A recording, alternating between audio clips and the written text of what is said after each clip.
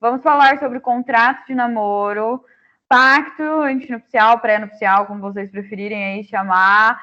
Aí a gente vou falar para vocês como que a gente atende um cliente quando eles vêm para vocês para falar sobre essa estruturação do casamento, como que escolhe um regime de bens. Eu preparei para vocês modelo de contrato de namoro, um modelo básico, né? Claro que cada contrato de namoro, mas eu sei que muita gente nunca nem viu isso.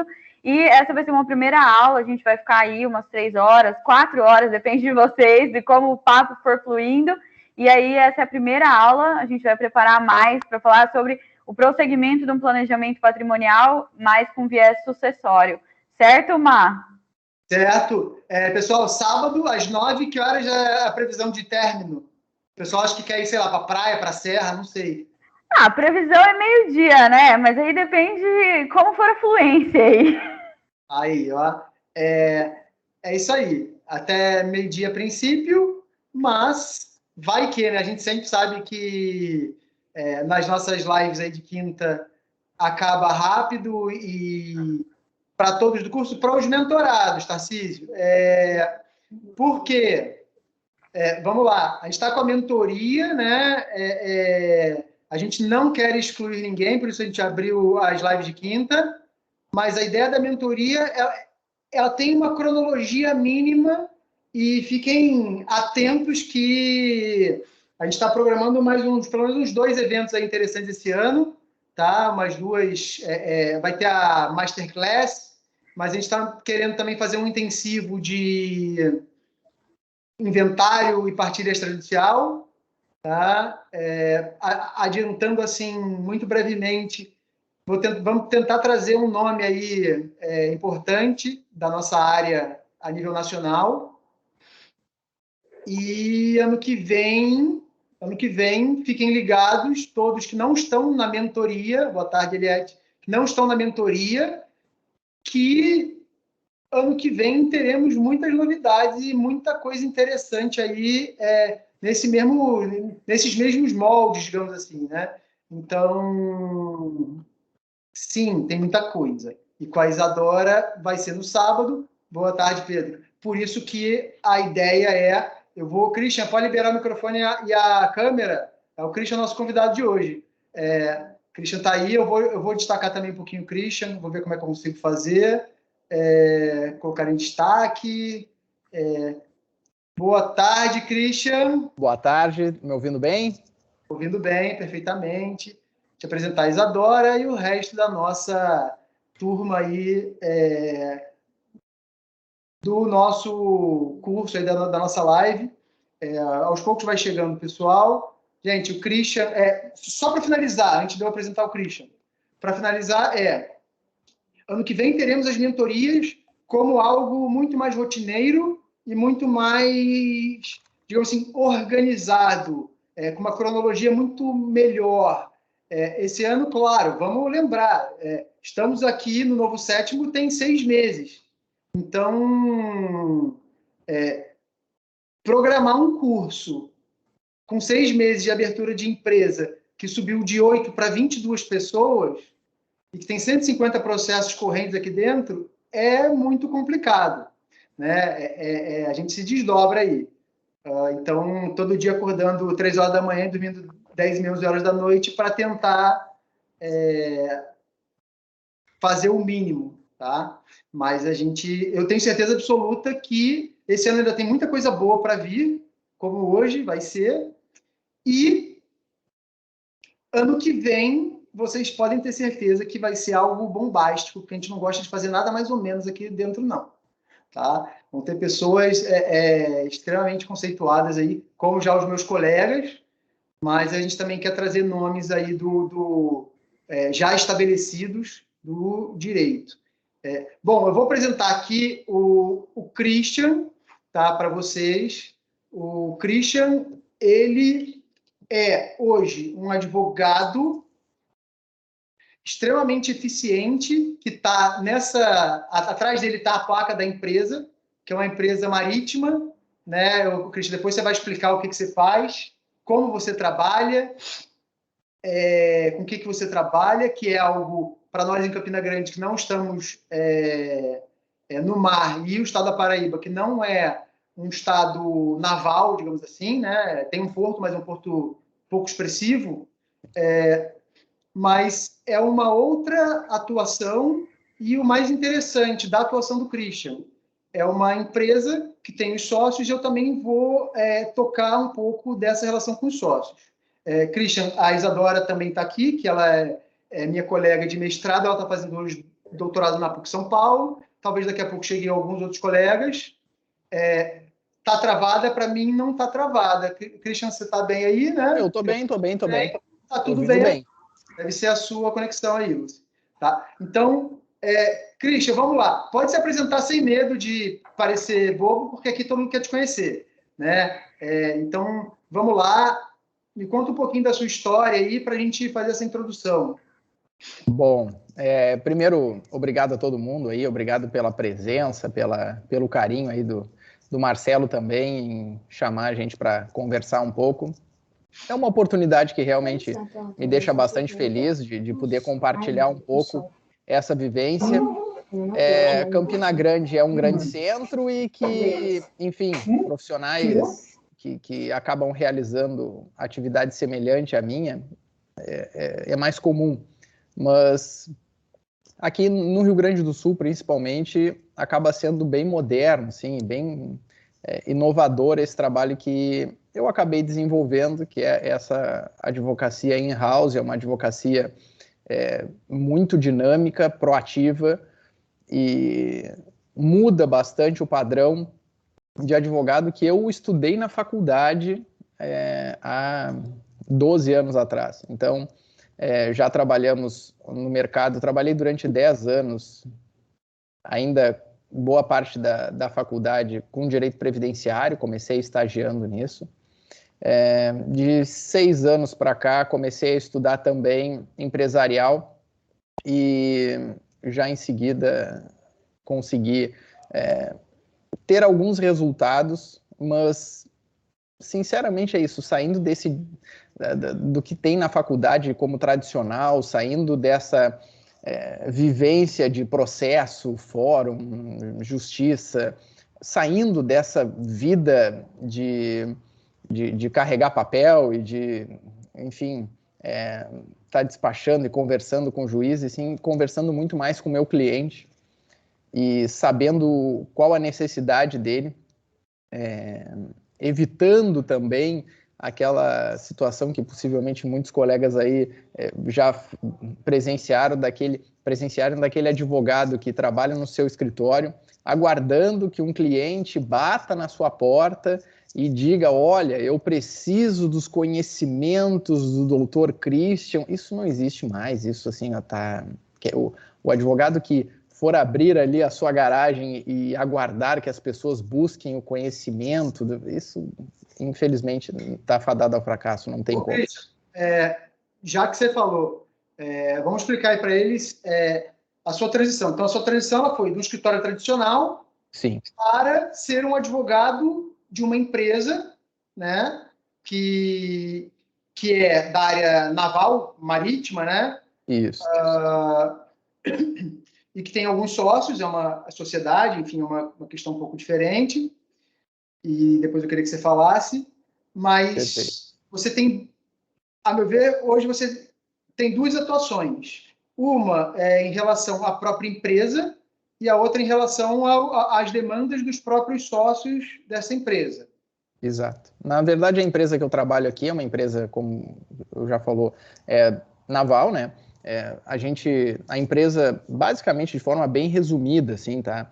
São 24 sócios e é uma empresa que inverte um pouco o sistema, né? Normalmente, o sócio da empresa, ele contrata pessoas para realizar trabalhos e para realizar as suas funções, as suas tarefas, e esse sócio administra, né? Aqui é exatamente o oposto, por isso que é tão complexo explicar um pouco essa área. Aqui nós administramos a empresa, os funcionários administram, e quem trabalha é o sócio. É a empresa de praticagem, tá? Então, de forma bem resumida, assim, a praticagem, ela realiza as manobras de entrada e saída de navio. Um comandante de uma embarcação, ele não é apto para entrar nos portos, porque os portos têm as suas particularidades, e aí existe a necessidade de um prático, que o nome é autoexplicativo, ele tem a praticidade ele conhece esse porto, além dele conhecer a embarcação, ele conhece o porto. Então, os mestres, os capitães de longo curso, trabalham navegando em alto mar, né? E quando uma embarcação ela chega num determinado porto, o prático é um auxiliar do capitão, ele sobe na embarcação e ele dá as coordenadas, chamam rebocadores, conversa com a agência, enfim, tem esse... Christian, é interessante contar para as pessoas que todo mundo acha que o mar é que nem uma piscina, né? Que o fundo do mar ele é lisinho, que o fundo do mar... Na verdade, gente, o fundo do mar é que nem uma cidade, tem altos e baixos, tem lugar que tem pedra, tem lugar que tem lama, tem as correntes, né, Christian? Ventos e toda uma questão aí que uma pessoa comum ela não tem a menor ideia de que existe esse serviço. Na verdade, inclusive, às vezes é isso, até o próprio pessoal que trabalha já no meio naval, assim, que trabalha no mar, ele não tem, às vezes, o conhecimento necessário. Então é isso, cada um vai trabalhar fazendo o que é a sua expertise, e uma das coisas que é interessante também sobre a área naval, né? A gente comparando com, por exemplo, com um carro, o carro ele vai para frente, vai para trás, e ele tem aquele jogo de direção, né? Um navio, ele pode ir em qualquer direção, e o principal, ele não tem freio, né? Porque não tem como tu parar uma embarcação, não é como um carro que tu pisa no freio, o carro para. O navio, ele gira em todas as movimentações, em qualquer movimento, e também deixando interessante porque ele modifica com a corrente, ele modifica com o vento, ele modifica com todas as situações meteorológicas influenciam na movimentação de um navio. E assim, quando, por exemplo, aqui o nosso porto é um porto difícil de trabalhar pelos intempéries climáticos. Então, quem ouve falar no Rio Grande do Sul e no Sul sabe que é frio, que é vento, e no mar é mais frio, é mais vento, a correnteza, por esses intempéries climáticos, eles acabam sendo muito mais, enfim, severo. E sim, temos um corpo aqui de 24 sócios, que são 24 práticos, isso é um concurso, tá? Aberto pela Marinha.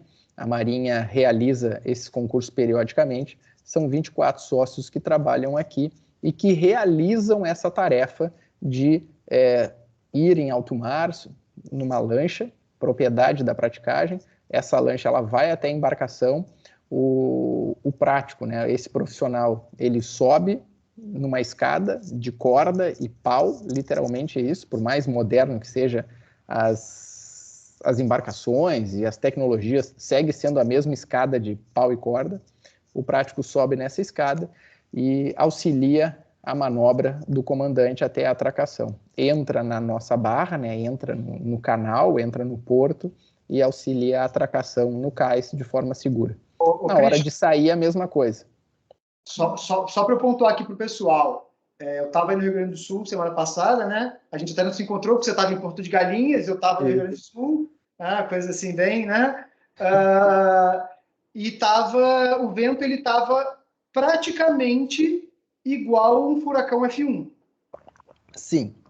Nós até, porque como isso é um pouco rotineiro, a gente é o que diz, né? Cara, só não é furacão porque é Rio Grande, porque em qualquer lugar do mundo ia dizer que temos um furacão, porque a velocidade é a mesma. Mas como isso é o vento da semana passada e na próxima semana vai ter ele de novo, para a gente não gastar a terminologia furacão, a gente espera estourar 80 km por hora para chamar de furacão.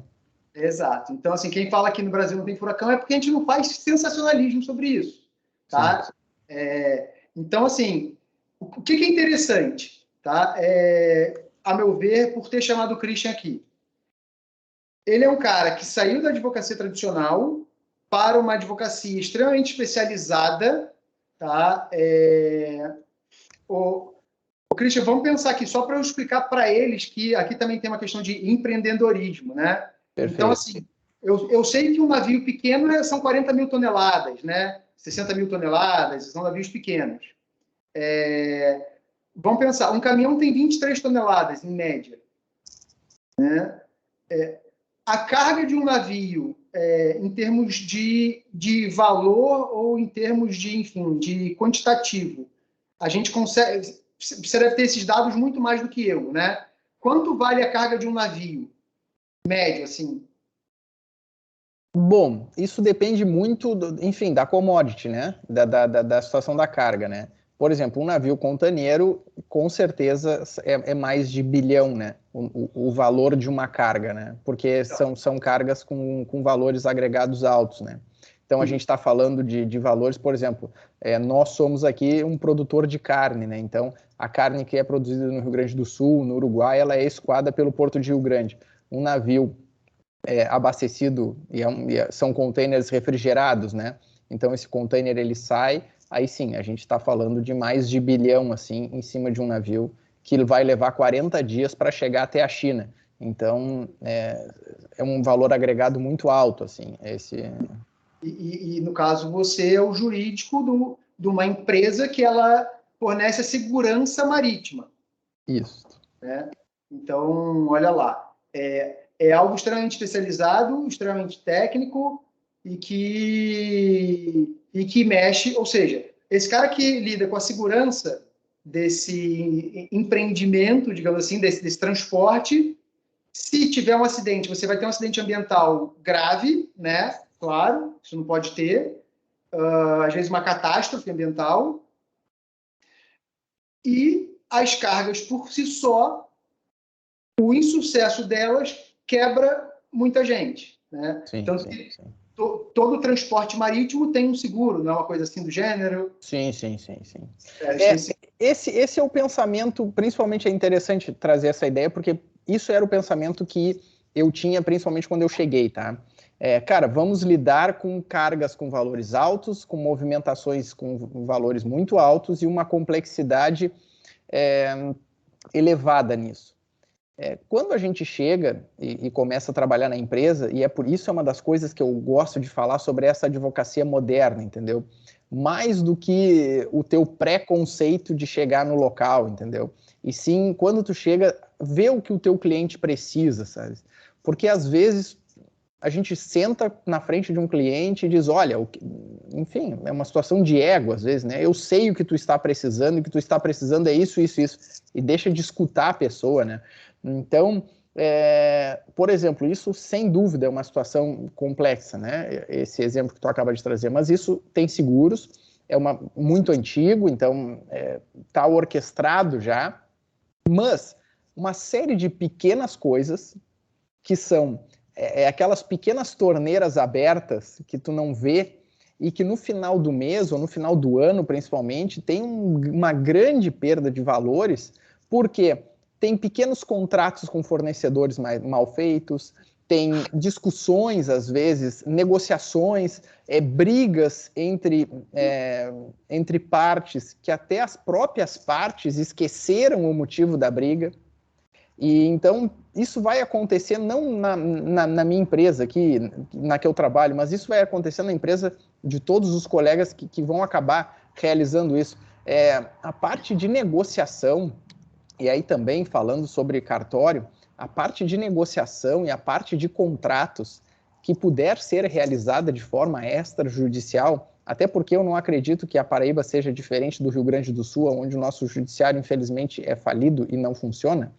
Por que eu posso dizer tranquilamente que não funciona? Porque se eu tenho um problema de cobrança do meu cliente e um fornecedor que não me paga, ou uma empresa que contratou o serviço da praticagem e resolveu não pagar, até eu conseguir cobrar isso são 20 anos. Em 20 anos não há vitória de ninguém. Em 10 anos ninguém saiu vitorioso num processo desse, independente de quanto eu vou receber, porque não há vitória quando tu leva 10, 15 anos para receber alguma coisa. E às vezes numa negociação bem feita, e é o que eu digo aqui, a negociação não é uma vitória esmagadora, porque aí não é negociação, aí é um nocaute que tu dá na pessoa.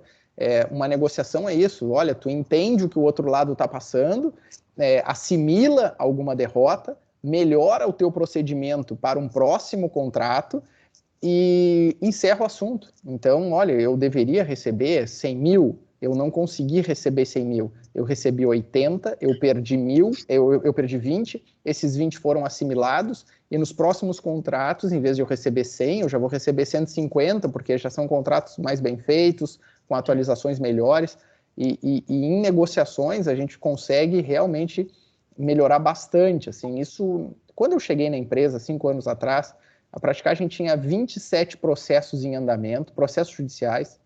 Como de quanto a quanto, mais ou menos, de valor de face de processo? Somando todos os valores? Não de todos, mas de um ou de outro, enfim. Olha, são processos milionários, assim. Estamos falando em, sei lá, numa soma rápida, em torno de 6 a 7 milhões. Tá? Porque são valores altos que são modificados aqui, são trabalhados, então, e são processos que eram abertos, não estavam em segredo de justiça, tá? Mas é isso, são ações que a gente tinha 27 ações, e quando eu cheguei, e inclusive foi uma certa dificuldade, e acho que a maior dificuldade, inclusive, foi a gente assimilar internamente que daria e teríamos uma possibilidade de negociar com o outro lado, ou com os outros lados, entendeu? E tentar fechar possíveis acordos. E aí, quando tu chega, principalmente o pessoal, o teu cliente, quando te contrata, diz assim, olha, eu já tentei, aquele cara não vale nada, aquela empresa é uma empresa desonesta, nem tenta conversar com ele. E isso, por 2 anos, por exemplo, foi a ordem aqui, não conversa com eles porque eles não valem nada, eles são desonestos, eles são... Enfim, pode falar. Eu queria chamar a Isadora, porque esse tipo de relacionamento a longo prazo, tá? De relacionamento a longo prazo, e que um diz para o outro que não vale nada, e que existe, a meu ver aí, pelo menos que parece, uma dor, isso me lembra muito Direito de Família, que é a especialidade da Isadora. Perfeito. E sim, a gente consegue trazer isso para todas as áreas, né? E eu queria a opinião da Isadora também em relação a isso, como que é no Direito de Família esse posicionamento de uma das duas partes, ou das duas partes, enfim, se você também vê isso, e se você, enfim, já pensou em alguma forma para resolver esse conflito. Depois eu vou passar de volta a palavra para o Christian, porque eu acho que aí a gente tem uma interseção bem prática com o que a gente tem vivido nas últimas aulas, né? nas últimas reuniões aqui, nos últimos encontros. Eu acho que quando a gente está falando dessa relação que começa, porque ele isso, porque eu não confio naquilo, a gente tem, eu vislumbro sempre 2 saídas. A saída ligada ao psicológico, então, a primeira coisa que eu visualizo aquilo tem como reestruturar aquela relação? É uma dor que ainda tem como ser sanada? Então, eu gosto muito dos meios do direito sistêmico, né? Eu acho que é bacana, eu acho que tem como ser aplicada nas relações, né, do Christian, por exemplo. Então, a gente tem como aplicar o direito sistêmico até em fusões de empresas, quando a gente está fazendo uma fusão de uma empresa, quando a gente está falando de uma relação de trabalho, e no direito de família mais ainda. Então, quando existe uma dor que dá para a gente curar essa dor, eu acho que olha para esse casal, ou muitas vezes quando a gente está falando de um divórcio, que existe ali um filho envolvido, eu acho maravilhoso. Quando a gente está vendo ali uma ruptura que não tem como, que não há como colocar um band-aid ali, né, colocar um metiolato e falar, olha, vida que segue, né, vamos fazer... Aí, o que eu falo? Não fala mais com o outro. Me passa o telefone, a partir de agora, eu vou tratar de advogado para advogado e não converse mais. Então, não sei se é o procedimento que o Cris faz também, porque senão desgasta mais ainda a relação. A relação já está desgastada e começa a se trocar ofensas, começa a tumultuar uma coisa que já não tem mais algum conserto. Então, a partir daí. E aí a gente vai colocar limites. Tem filho? Então, vocês só vão conversar no que precisa ser conversado. Então, alternativas que eu tenho usado hoje em dia. Olha, nós vamos criar um grupo de WhatsApp ou um grupo de Telegram E nesse grupo vão estar os advogados e os papais, e só nesse grupo vocês vão conversar a respeito dos filhos. Tá tudo bem, gente? Tudo bem. Então, todas as informações que têm que ser trocadas a respeito de escola, horário que vai pegar, horário que vai buscar, tem que estar nesse grupo. Até por uma questão de documentação em um processo judicial. É isso? É isso. Questões extras do divórcio, de advogado para advogado. Tudo bem? Tudo bem. Então, essa relação não tem volta, essa relação já está desgastada e não vamos mais desgastar ainda. Então, é assim, tem como voltar? Veja uma possibilidade, vamos encaminhar para um psicólogo, vamos para um direito sistêmico, e aí a gente tem como tentar resolver alguma coisa, fazer esse resgate. Aí, olha só, a psicologia que a gente usa no direito da família, ela é justamente o board que a gente chama na empresa, né? É o quadro societário que vai ser auxiliado por alguém internamente, provavelmente, para viabilizar um relacionamento institucionalmente falando, né? Que acho que é o Cristiano falando, que então vamos negociar aqui, vamos tentar ver qual e talvez de profissional para profissional, representando a empresa, dos advogados, né? Então, vamos lá, Cristiano, porque é isso, são coisas, né, muito parecidas. Exatamente iguais, na verdade. Exatamente iguais. É quase que nós estamos lidando com pessoas, às vezes... Porque é isso. Normalmente, tu tem fornecedores e prestadores de serviços que têm um vínculo de amizade, ou tu tem um vínculo que se quebrou, que se rompeu. Então, são anos trabalhando, às vezes, e esse vínculo tem uma série de mágoas. E o que a gente acaba fazendo é isso. Olha, os que estão magoados saem do circuito. Então, olha, é o Christian, que hoje não tem mágoa nenhuma com o fulano do outro lado, e que do outro lado é eleito, normalmente eu acabo fazendo isso, por favor, me elege uma pessoa do outro lado onde eu possa conversar e que essa pessoa tenha poder de decisão, né? Então, e aí vamos negociar, e aí é montada uma negociação, e normalmente a conversa é isso, olha, eu nem sei por que vocês são ruins, eu só ouvi que vocês são ruins e para mim segue assim. Então, assim, na verdade, a empresa do Christian, tá? Ela tem muita disputa contratual, contratos inadimplidos, e que no final eles buscam uma transação. Juridicamente falando, é isso, né? São transações, são acordos, né? A transação ela é uma renúncia parcial, né, de direitos entre as partes para chegar a um acordo. E que eles veem isso o tempo todo. Christian, eu lembro que você comentou comigo há muitos anos atrás não, há algum tempo, não sei quantos anos, porque eu já me perdi no tempo, que quando vocês recorreram ao judiciário, acho que foi no Rio, que eu não preciso que você explique isso tecnicamente, porque a gente vai perder muito tempo e não vai ser difícil. Mas a questão de autoridade marítima, autoridade naval, não era uma coisa assim? A autoridade portuária e a autoridade marítima... E aí o juiz confundia tudo e aquela decisão ela via um negócio bizarro e para as partes era ruim. Eu queria que você explicasse em cima, né? Essa é uma grande dificuldade que nós temos com o judiciário, assim, porque qualquer situação nossa não há uma possibilidade razoável de se colocar no papel. Qualquer pedido, qualquer inicial, vamos colocar 100 páginas e nós sabemos que essas 100 páginas não serão lidas. E às vezes por uma explicação básica. Porque é isso, é uma nomenclatura muito diferente, então, e são coisas que, enfim, o armador, o rebocador, a autoridade marítima, a autoridade portuária, a superintendência do porto, enfim, é uma série de players que são envolvidos e agora, e cada vez aumenta mais. Então, um organograma de um trabalho portuário é uma coisa meio pirada, assim, uma coisa fora de uma realidade de fácil entendimento. Então, às vezes é isso. Eu estou discutindo por exemplo, com uma outra parte, com um armador internacional, e eu ingresso com um pedido e vem uma decisão que é ruim tanto para mim quanto para o outro lado. Então, assim, a gente vai ter que obrigatoriamente formar um acordo para, numa petição conjunta, fazer um embargo de declaração dizendo para o juiz, olha, na verdade o que a gente queria saber é se fulano tem direito a isso ou se o Beltrano... O que tu falou é uma outra coisa que não faz nem sentido, sabe? Não tem uma lógica. E aí tu faz o embargo de declaração e aí, claro, senta com o juiz, explica para ele, e na maioria das vezes, tá?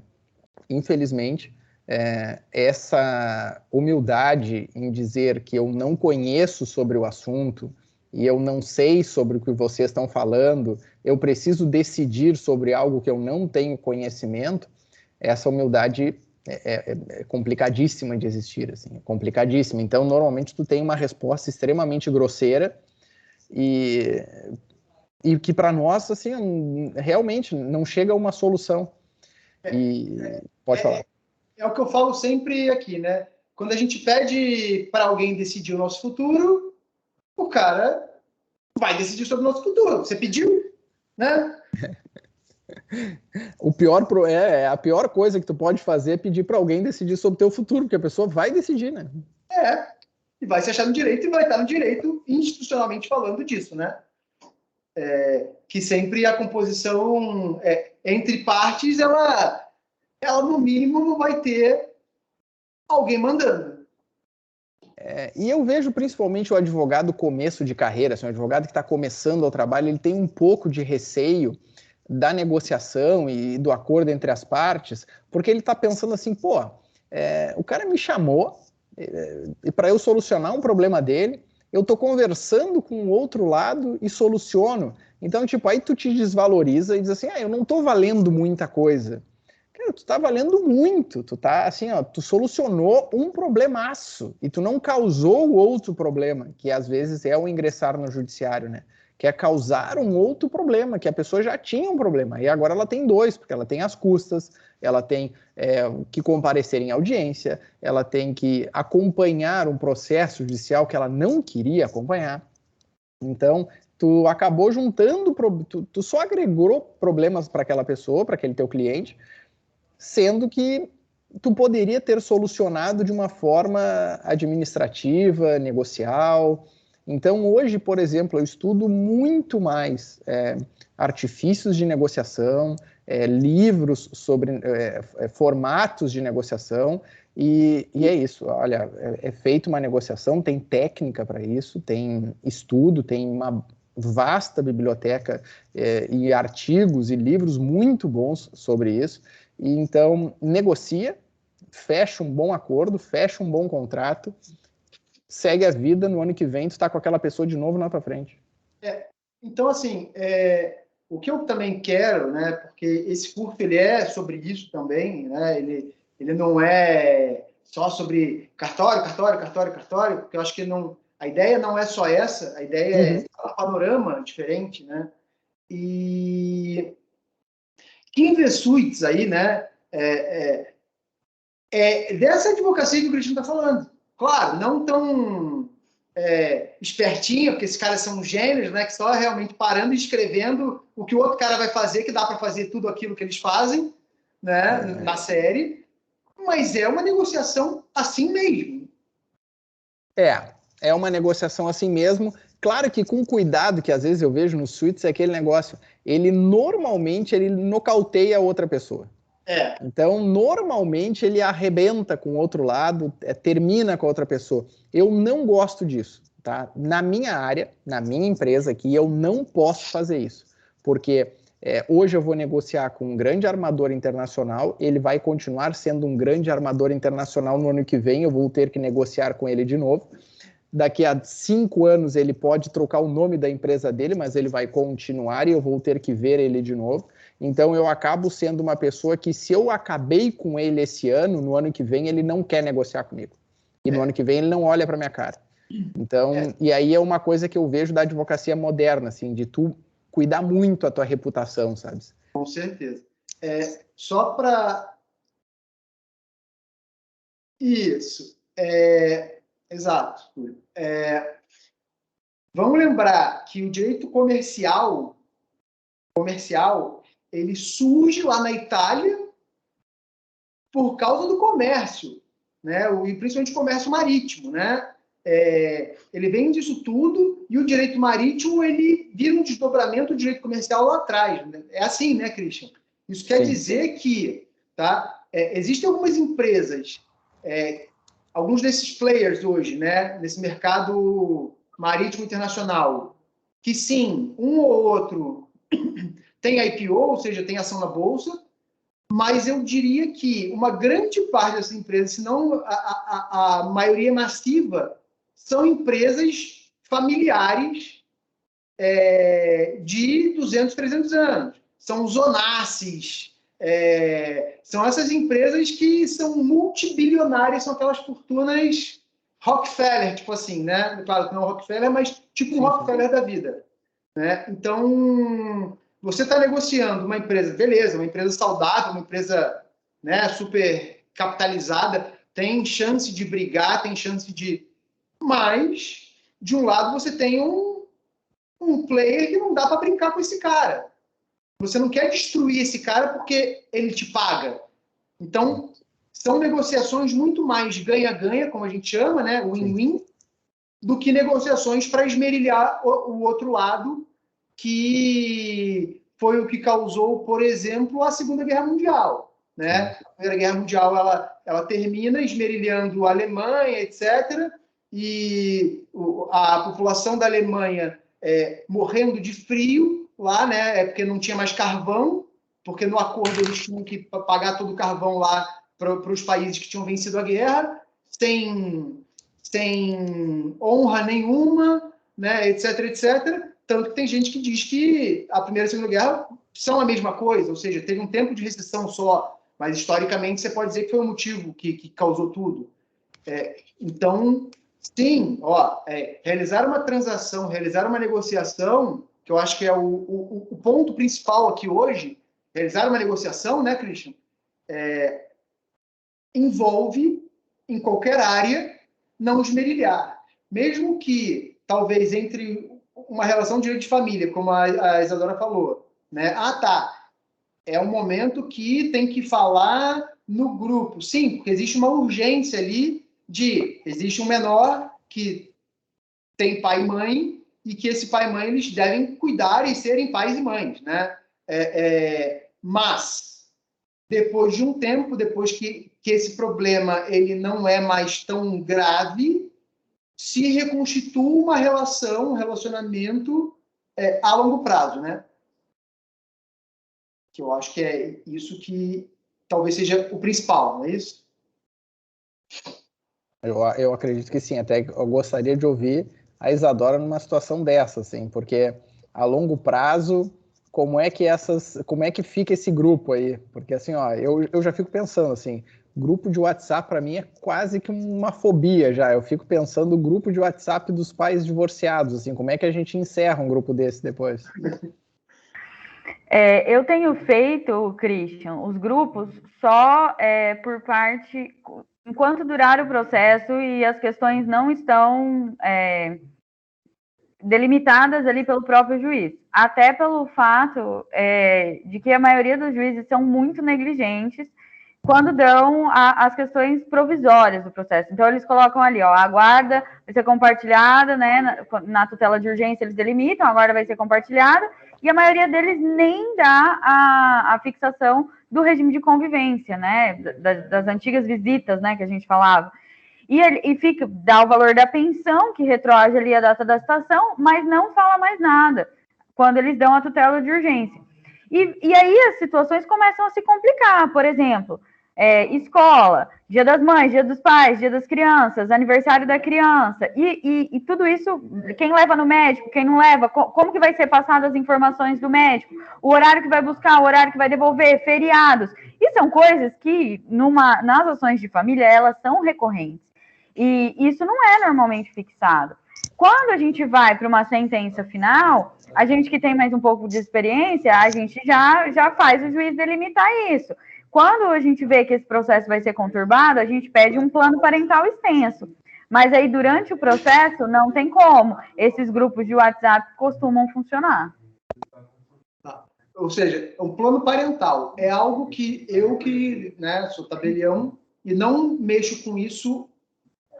Não mexia com isso, né? Porque hoje a gente já está com a possibilidade de lavrar inventário extrajudicial com incapaz mediante alvará, né? e a gente já uma indicação positiva, esclarecida alguns aspectos, mas vamos lá.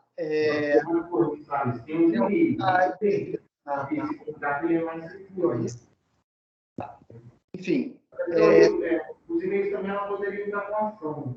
que eu... Então, assim, vai dar na mesma para a gente mais seguro. Tá.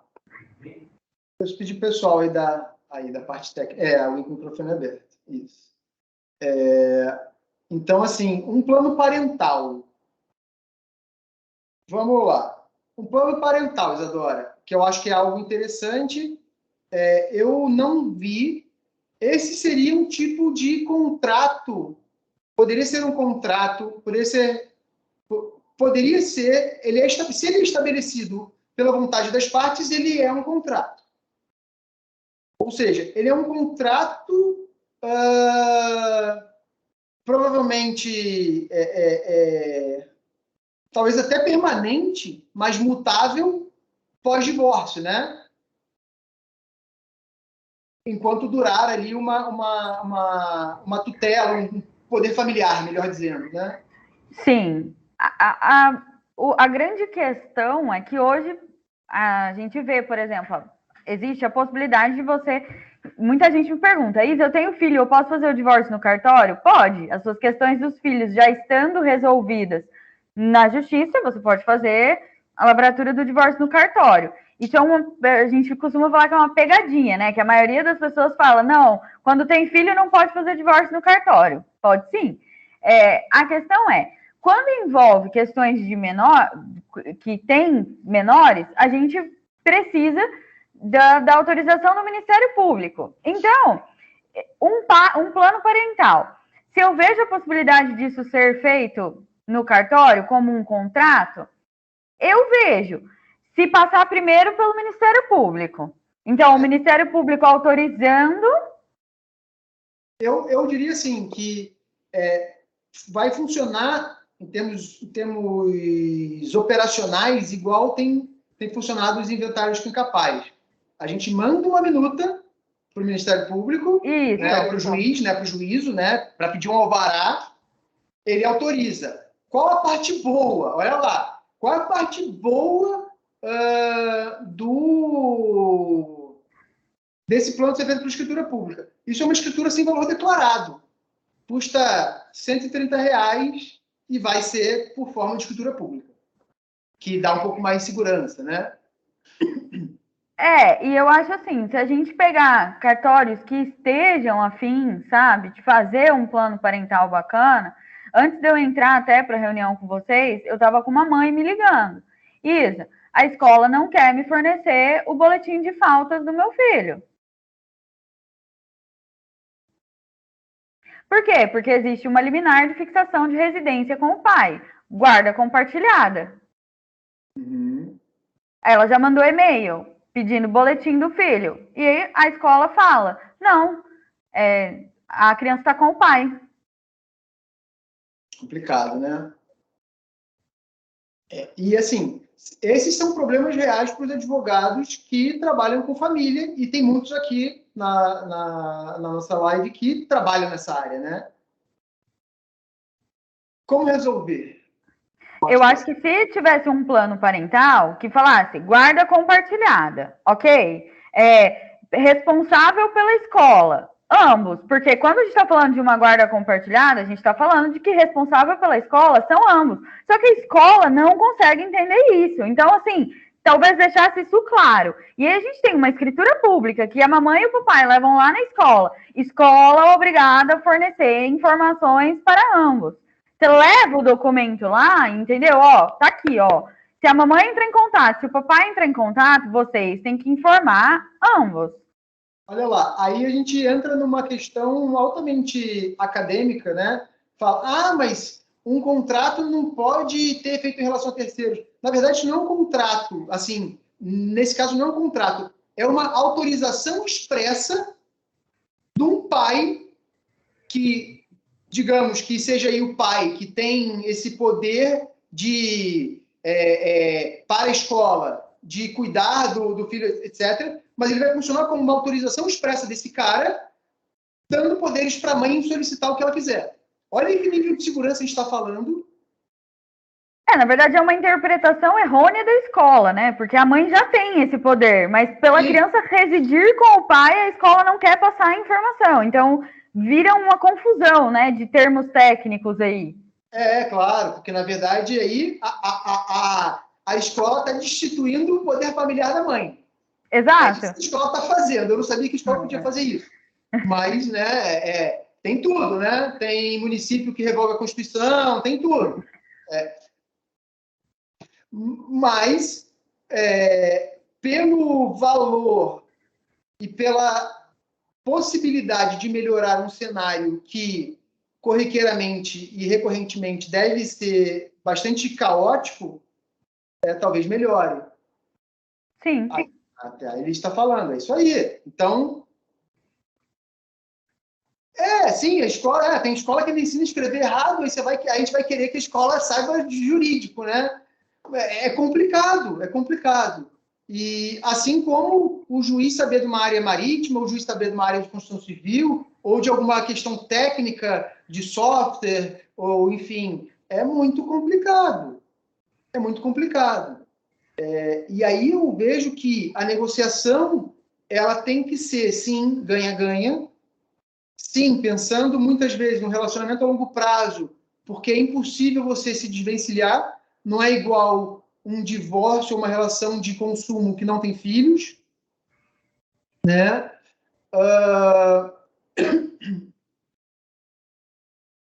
E estando escrito é sempre melhor. Né? São os pingos nos is mesmo, né? De você pontuar. Mas talvez não tenha ficado bom. Retifica, altera, melhora, faz. Mas aí vai ficar muito burocrático. A gente vive disso, a gente vive de burocracia, mas no bom sentido. A gente vive de fornecer segurança jurídica. O que eu vejo hoje como advogado é os advogados hoje que atuarem no extrajudicial, atuarem fundamentados em negociações, técnicas de negociação. O que eles estão fazendo para o cliente deles? O Christian até brincou, né? O cara acha que eu não estou fazendo nada. Não, vocês estão fazendo. Vocês estão dando segurança jurídica. Vocês estão dando estabilidade nas relações. E quanto mais pontuado estiver, mais seguro estará. Márcio, eu queria fazer uma observação, até perguntar para o Cris. Ele falou da questão dos contratos, né? Que muita gente não entende os contratos dele. E direito marítimo realmente é uma coisa assim que a gente não vê, né? Muita gente trabalhar com isso, nem no dia a dia. A gente tem ouvido falar muito no visual law, né? Para petições, até em sentenças, a gente tem visto agora uns juízes tentando trazer isso. Eu vi a aplicação disso em 1 ou 2 contratos já. Será que não seria, não sei, Cris, viajei aqui agora, mas uma alternativa, porque talvez até para facilitar numa eventual judicialização, porque eu sou a advogada menos tradicional aqui do meu escritório. Eu cheguei nesse escritório novo, fui contratada há pouco tempo, né, para gerenciar a área de família e sucessões, e aí eu tento, porque eles trabalham com bancário e recuperação de empresas aqui. Então, às vezes, eu dou uns pitacos nas ações deles, e aí eu vou tentando trazer um visual law para as coisas da área deles.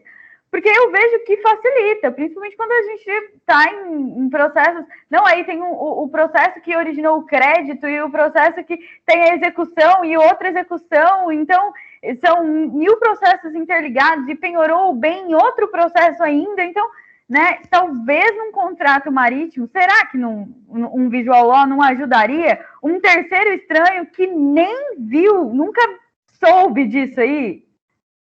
É uma boa ideia, não foi cogitado mesmo aqui. Não foi cogitado. Na verdade, o que a gente incluiu nos contratos, tá? A gente incluiu nos contratos, isso é uma coisa que não existia, a gente incluiu no contrato conceitos. Então, a gente coloca no contrato vários conceitos que aí... Porque o que fica interessante nessa situação? Fica interessante que quando chega no juiz, se tiver que ir, fica numa... Olha, cabotagem, a gente entende que é tal... As duas partes entendem que cabotagem é isso. Uma navegação de longo curso, as duas partes entendem que é isso. A autoridade marítima é fulaninho, a autoridade portuária é Beltrano. Então, a gente começa a colocar pequenos conceitos no contrato, coisas, enfim, pequenos parágrafos, para também não fazer um contrato muito longo, mas o que a gente acaba fazendo é isso, olha, vamos colocar pequenos conceitos para que isso não... Enfim, para quando isso for discutido, até porque os conceitos mudam. Então, uma situação simples, por exemplo, cabotagem, tá? A cabotagem é uma navegação dentro do teu próprio país. Isso é um conceito bem básico, então, e isso existem vários incentivos. Então, por exemplo, o Brasil, os navios que saem, por exemplo, do Porto de Rio Grande e vão até o Porto de Santos, tem uma série de benesses, de descontos. Por quê? Para fomentar a navegação de porto para porto dentro do país. O nome disso é cabotagem.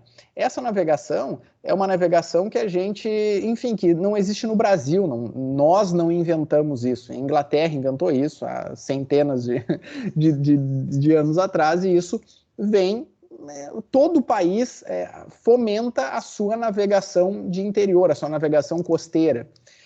Aí a gente coloca no contrato, olha, cabotagem é isso. Mas esse conceito de cabotagem, por exemplo, no Brasil agora, ele está em discussão, e aí vem aquelas coisinhas que vem modificando. Então agora tem um conceito da grande cabotagem. Então, navios que saem daqui e vão para o Uruguai e para a Argentina também estão recebendo alguns benefícios. E aí colocam a palavrinha grande na frente de cabotagem. Isso vai para dentro do contrato.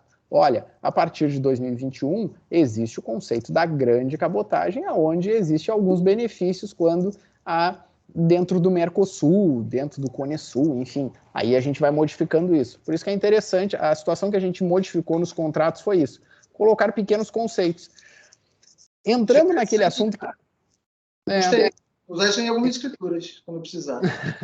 Mas entrando naquela conversa sobre as escolas, para que os 30 e poucos convidados e pessoas que estão aqui conversando com a gente, olha, é interessante, isso eu pensei, que eu acabo meio que viajando nesses empreendimentos assim, mas olha, oferecer uma consultoria jurídica para as escolas. Eu tenho um filho pequeno e o jurídico da escola do meu filho, que é uma escola boa, mas o jurídico é péssimo, assim, não existe na verdade.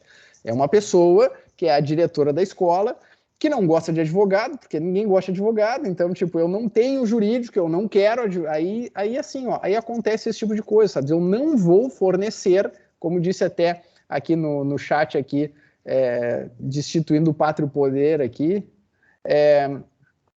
chega a pessoa e diz assim, olha, eu não vou fornecer as faltas do teu filho, é uma coisa que não faz, tipo, eu que também não sou da área, isso não faz nenhum sentido na minha cabeça, sabe? Mas eu vejo que o que acontece também oferecer para as escolas, e oferecer mesmo, bater na porta da escola, conversar com a diretora, e dizer assim, olha, eu queria te oferecer uma consultoria jurídica, uma assessoria jurídica, de forma permanente, mensalista, e eu vou atacar, inclusive, aumentando a lucratividade da tua escola. Porque, por exemplo, isso que aconteceu com essa tua cliente, ela certamente falou com as outras mães, e isso tira valor dessa escola, valor agregado dessa escola, porque isso tende a ter uma escola bagunçada. Uma escola que não fornece as faltas do meu filho é uma escola que eu tiro como bagunça. Cara, não é uma escola bagunçada, é uma escola que vai virar sua inimiga.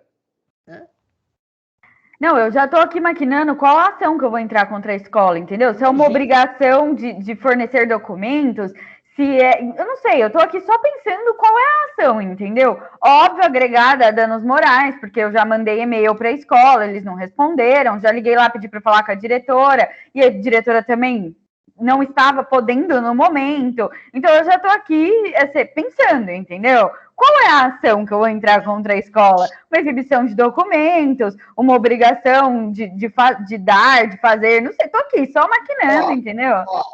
Pela minha experiência, manda uma notificação extrajudicial pelo RTD que ela vai te responder. Então, mas eu não quero mandar notificação, porque eu já passei da fase, não quero mais amigável, entendeu? Já passei da fase do legal com ela. Gente, olha, ela está precisando de uma outra pessoa para fazer a negociação com a escola. Tem que ter negociação. Gente, o Christian, Isadora e demais convidados aí, demais participantes, vamos terminar, Christian. A gente sempre... são 50 minutos só que a gente faz. Tá? Hoje a gente até passou um pouquinho, porque foi a sua primeira vez, mas foi muito bom essa visão da negociação do lado de uma empresa, enfim, e acho que a gente conseguiu traçar um paralelo com o direito de família, que é uma coisa mais real, a questão dos conceitos nos contratos, eu achei muito interessante, tá? Colocar um glossário mesmo, se for o caso, enfim, aqui a gente já usa Visual Law em algumas coisas, né? A gente acabou de colocar uma tabela na compra e venda em todas as escrituras da due diligence processual, ou seja, aqui a gente faz a verificação processual do vendedor e do comprador também, que a gente nem sabe que nem sempre está quitado. Então, antes era tudo narrado, né? Todas as certidões narradas. Agora a gente tem uma tabela com a certidão do Tribunal de Justiça da Paraíba. Positiva ou negativa, qual é o código de validação? E se está positiva, o que tem? Então, a gente põe isso em quadros. A gente utiliza dessa forma bem rudimentar, claro. Mas, sim, a gente também usa aqui um conceito de nuvem de palavras, né? Que é dar destaque nas palavras com maior fonte, caixa alta, negrito, sublinhado, itálico. A gente tem todo um padrão para isso. Tá? Mas eu achei bem interessante. A gente foi hoje para um viés diferente, né? Do que a gente estava andando. Christian, mais uma vez, eu te agradeço. Eu vou te dar aí a palavra. E, Isadora, mais uma vez, vamos lá. Eu vou passar a palavra para o Christian, para ele se despedir, para ele agradecer, para ele falar o que ele quiser falar. Gente, o Christian aí é um cara super acessível, tá? Depois eu vou pedir para o Christian dar uma comentada lá no vídeo. A gente está postando vídeo no Instagram também ao vivo. Você dá uma comentada lá, só para quem quiser te adicionar, se quiser seguir um pouco da tua carreira, o que você faz, etc., para te seguir. E no final, a Isadora vai dar um recado aí para os mentorados, para todos que não estavam no início, sobre uma coisa que ela vai falar que só ela pode dizer.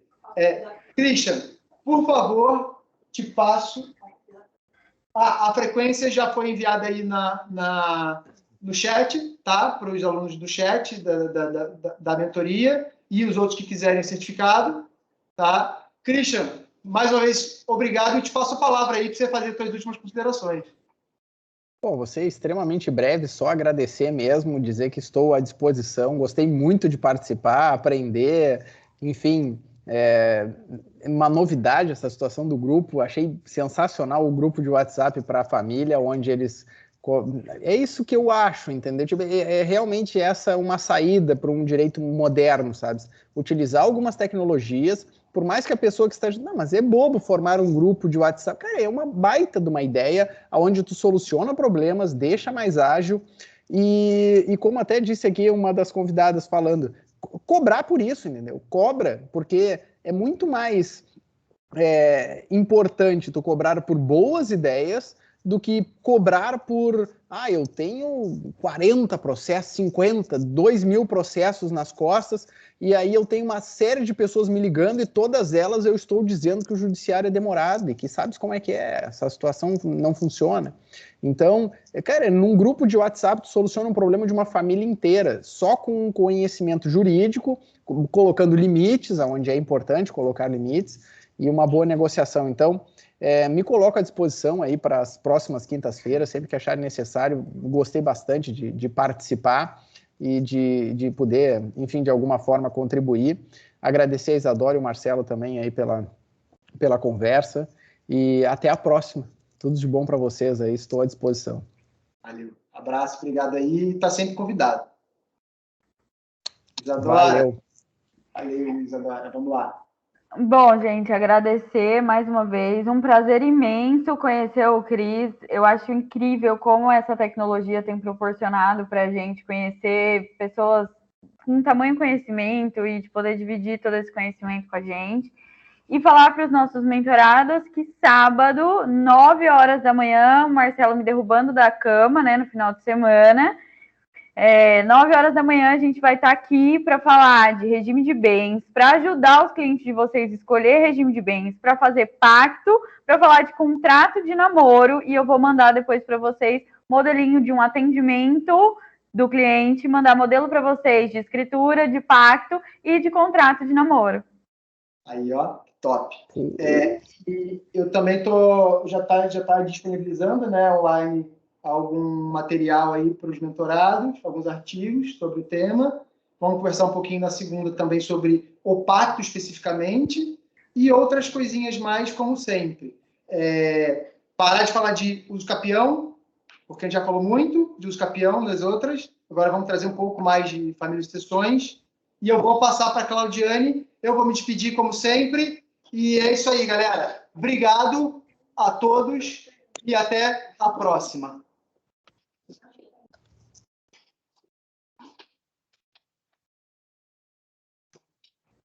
Só agradecer mais uma vez a todos. Os certificados vão ser preparados de acordo com as frequências que vocês estão preparando. E muito obrigada, Isa. Muito obrigada a Christian pela